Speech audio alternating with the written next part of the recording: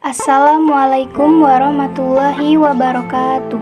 Kami dari kelompok 11 Indralaya akan menyajikan sebuah video tentang asam nukleat. Dengan kelompok kami yang beranggotakan, saya Piniolam Tioma Pasaribu, NIM 06091282126041. Saya Devita Selawati dengan NIM 06091282126018. Saya Dwi Wahdini, NIM 06091282126027. Saya Desi Aprianti dengan NIM 06091182126005. Tujuan video ini yakni mahasiswa mampu menerapkan pemikiran logis, kritis, sistematis dalam konteks peranan DNA pada makhluk hidup. Prosedur proyeknya yang pertama membaca dan memahami materi, dan yang kedua membuat dan mengedit video. Asam nukleat adalah polimer yang tersusun dari sejumlah nukleotida. Nah, komponen penyusun dari asam nukleat yaitu ada 3, gula pentosa, basa nitrogen, dan fosfat. Sedangkan pembagian kelompok asam nukleat ada 2, yakni DNA atau asam deoksiribonukleat dan RNA atau asam ribonukleat. Perbedaan di antara keduanya dapat dilihat dari gula pentosa, struktur, dan juga basa nitrogennya. DNA gula pentosanya yakni deoksiribosa, sedangkan RNA gula pentosanya ribosa. Strukturnya, DNA adalah double helix, sedangkan RNA adalah rantai tunggal atau single helix. Basa nitrogen DNA terdiri atas adenin, guanin, sitosin, dan timin, sedangkan basa nitrogen RNA terdiri dari adenin, guanin, sitosin, dan urasil. Perbedaan DNA sel prokariotik dan eukariotik. Yang pertama, pada eukariotik, DNA kebanyakan ditemukan dalam inti sel, tetapi beberapa pada mitokondria dan kloroplas, sementara pada prokariot ditemukan dalam sitoplasma. Yang kedua, DNA biasanya terjadi dalam kromosom yang melingkar pada prokariot, sedangkan kromosom linear pada eukariot. Yang ketiga, DNA eukariot memiliki protein histon, tapi prokariota tidak memiliki itu. Yang keempat, prokariot hanya berisi satu lob DNA kromosom, sedangkan DNA eukariot ditemukan pada kromosom terikat erat dan terorganisir. Yang kelima, dalam prokariot, banyak gen penting yang disimpan dalam DNA satelit yang disebut sebagai plasmid, tetapi hanya beberapa eukariot memiliki plasmid ini. Adapun manfaat dari DNA adalah yang pertama sebagai penyimpanan ekspresi dan mengkode informasi genetik untuk transmisi sifat-sifat yang diwariskan kepada individu.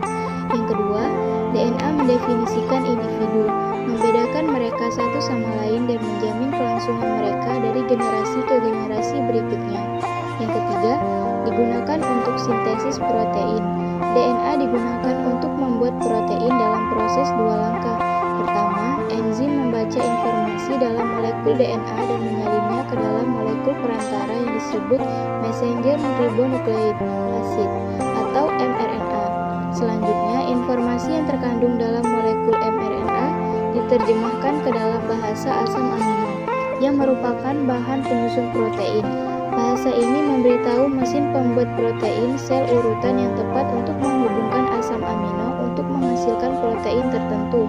Ini adalah tugas utama karena ada 20 jenis asam amino yang dapat ditempatkan dalam banyak urutan berbeda untuk membentuk berbagai macam protein. Yang keempat, DNA dapat digunakan untuk membantu mengidentifikasi sebuah kasus pembunuhan hingga kasus kematian seseorang yang tidak diketahui identitasnya. Nukleotida tersusun dari gugus fosfat, basa nitrogen, dan gula pentosa. Basa nitrogen berasal dari kelompok purin dan pirimidin. Purin utama asam nukleat adalah adenin dan guanin, sedangkan pirimidinnya adalah sitosin, timin, dan urasil. Molekul gula deoksiribosa yang melekat pada gugus fosfat dan salah satu dari 4 nitrogen dasar, 2 purin atau adenin dan guanin, dan 2 pirimidin atau sitosin dan timin. Komponen penyusun asam nukleat yang pertama, gula pentosa. Ada 2, yakni ribosa dan deoksiribosa. Apabila gula pentosa yang terikat adalah BD ribosa, maka dihasilkan senyawa ribonukleotida sebagai penyusun RNA. Sedangkan jika gula pentosa yang terikat adalah BD deoksiribosa, maka senyawa yang dihasilkan adalah deoksiribonukleosida sebagai penyusun DNA. Yang kedua, fosfat. Fosfat penyusun asam nukleat adalah asam fosfat atau asam ortofosfat. Fosfat berbentuk kristal ortofosfat. Fosfat berbentuk kristal ortorombik, tak stabil dan melebur pada suhu 42,35 derajat Celcius. Yang ketiga, basa nitrogen. Basa nitrogen heterosiklik merupakan penyusun asam nukleat yang tersusun dari turunan purin dan pirimidin. Yang keempat, ikatan fosfodiester adalah pusat dari semua kehidupan di bumi karena mereka membentuk tulang punggung untayan asam nukleat dalam DNA dan RNA. Yang kelima, ikatan fosfodiester adalah hubungan antara atom karbon pada posisi 3 aksen dari satu molekul gula dan atom karbon pada posisi 5 aksen dari atom lain deoksiribosa dalam DNA dan ribosa. Replikasi DNA. Replikasi DNA adalah babak penggandaan rantai ganda DNA. Pada sel, replikasi DNA terjadi sebelum pembelahan sel. Penggandaan tersebut memanfaatkan enzim DNA polimerase. Adapun tahap-tahap replikasi DNA yakni mula-mula heliks ganda DNA yang berwarna merah dibuka menjadi 2 untai tunggal oleh enzim helikase dengan bantuan topoisomerase yang berfungsi untuk mengurangi tegangan untai DNA. Untaian DNA tunggal kemudian dilekati oleh protein-protein pengikat untaian tunggal yang berguna sebagai pencegah pembentukan heliks ganda kembali. Primase kemudian membentuk oligonukleotida RNA yang dinamakan primer, dan molekul DNA polimerase melekat pada seuntai tunggal DNA, serta memainkan usaha sepanjang untai tersebut untuk memperpanjang primer, membentuk untaian tunggal DNA baru yang dinamakan dengan leading strand dan lagging strand. DNA polimerase yang membentuk lagging strand mestinya mensintesis segmen-segmen polinukleotida diskontinu atau biasa disebut dengan fragmen Okazaki. Enzim DNA ligase kemudian menghabiskan penyambungan potongan-potongan lagging strand tersebut.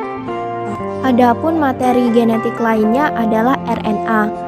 RNA berperan sebagai pembawa informasi genetik dan menerjemahkannya dalam sintesis berbagai macam protein. Struktur RNA terdiri atas basa-basa nitrogen yang terikat pada tulang punggung gula fosfat membentuk satu rantai tunggal yang berpilin atau disebut dengan single helix. Gula-gula fosfat yang berfungsi sebagai tulang punggung adalah ribosa yang terdiri dari 5 karbon, 1 oksigen, dan 1 gugus hidroksil.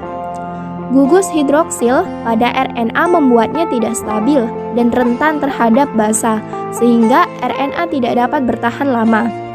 Saat dibutuhkan, RNA secara spontan akan disintesis dari DNA, digunakan, didegradi, dan didaur ulang kembali. Basa nitrogennya terikat pada gula fosfat, yakni adenin, guanin, sitosin, dan urasil. Sedangkan macam-macam RNA terdiri atas 3 jenis, yakni ribosom RNA atau rRNA yang berfungsi sebagai pengatur dalam sintesis protein. Sebagian kecilnya berfungsi untuk menerjemahkan informasi yang dibawa oleh mRNA, dan sebagian besar lainnya berfungsi untuk bergabung dengan asam amino untuk membentuk berbagai macam protein non-esensial. Yang kedua, mRNA berfungsi sebagai pembawa pesan, memiliki struktur yang pendek dan tidak stabil sesuai dengan kode genetik DNA yang dibawanya. Kode genetik yang disimpan mRNA dalam bentuk triplet nukleotida atau kodon. Kode genetik inilah yang kemudian digunakan untuk mengarahkan sintesis protein. Dan yang ketiga, tRNA atau transfer RNA. Memiliki struktur yang paling kecil jika dibandingkan dengan mRNA dan rRNA. Fungsinya untuk membaca asam amino yang dibutuhkan dengan cara melekatkan diri pada mRNA lalu mengantarkannya. Kesimpulan, Asam nukleat adalah senyawa-senyawa polimer yang menyimpan semua informasi genetika, yaitu seperangkat cetak biru tentang karakteristik aktual dan potensial yang diterima oleh suatu organisme dari generasi sebelumnya untuk kemudian diwariskan ke generasi berikutnya. Asam nukleat dalam sel ada dua jenis, yaitu DNA dan RNA. Baik DNA maupun RNA berupa anion dan pada umumnya terikat pada protein dan bersifat basa. Misalnya DNA dalam inti sel terikat pada histon, senyawa gabungan antara protein dan asam nukleat disebut nukleoprotein. Molekul asam nukleat merupakan polimer seperti protein, tetapi unit penyusunnya adalah nukleotida. Salah satu contoh nukleotida asam nukleat bebas adalah ATP yang berfungsi sebagai pembawa energi. DNA memiliki struktur yaitu gula pentosa, fosfat, dan basa nitrogen yang meliputi basa purin dan basa pirimidin, dan RNA tersusun atas molekul-molekul yaitu gula ribosa, fosfat, dan basa nitrogen yang terdiri atas purin dan pirimidin. Proses replikasi DNA dan RNA dimulai dari enzim DNA pomerase memisahkan dua pita DNA heliks ganda. Setiap pita DNA yang lama sekarang berfungsi sebagai cetakan yang menentukan urutan nukleotida di sepanjang pita DNA. Komplementer biru yang bersesuaian. Nukleotida baru tersebut disambung satu sama lain untuk membentuk tulang punggung gula fosfat pita DNA baru. Asam nukleat merupakan molekul raksasa yang memiliki fungsi khusus, yaitu menyimpan informasi genetik dan menurunkan kepada keturunannya. Susunan asam nukleat yang menentukan apakah makhluk itu menjadi hewan, tumbuhan maupun manusia. Begitu pula susunan dalam sel, apakah sel itu menjadi sel otot maupun sel darah. Asam nukleat merupakan fungsi yaitu menyimpan, mentransmisi dan mentranslasi informasi genetik, metabolisme antara dan reaksi-reaksi informasi energi. Koenzim pembawa energi. Koenzim pemindah asam asetat, zat gula, senyawa amino, dan biomolekul lainnya. Terima kasih atas perhatiannya. Wassalamualaikum warahmatullahi wabarakatuh.